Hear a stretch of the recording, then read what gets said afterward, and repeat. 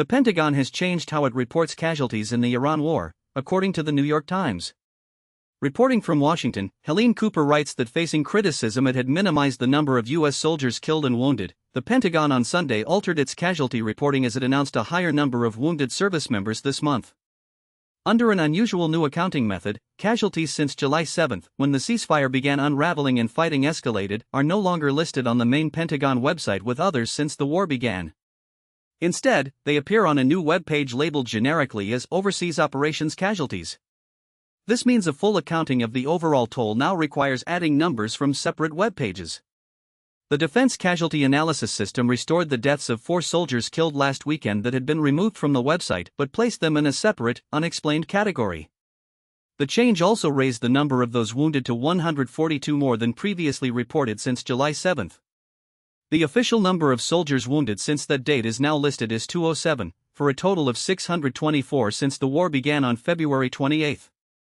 The total number listed as killed is 18.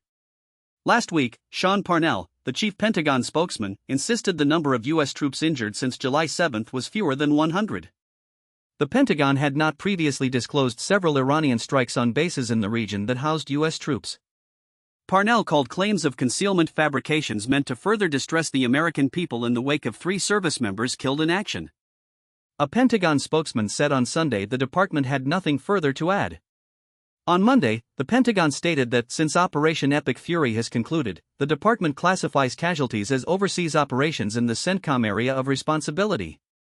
CENTCOM, or Central Command, is responsible for operations in the Middle East. Last week, the New York Times reported the Pentagon had lowered the number of service members killed in the Iran war to 14 from 18, prompting outrage among veterans, military families, and lawmakers. The change was made because the 4 service members killed recently in Jordan and Iraq had died after a ceasefire had been reached between Iran and the United States in April, military officials told the Times on condition of anonymity. The acting press secretary for the Pentagon, Joel Valdez, on Thursday attributed the change to temporary data disruptions on the website that he suggested would be fixed quickly. As of Saturday morning, the Pentagon's website still listed 14 service members killed as part of Operation Epic Fury. That's the latest from the New York Times. I'm your host, thanks for listening.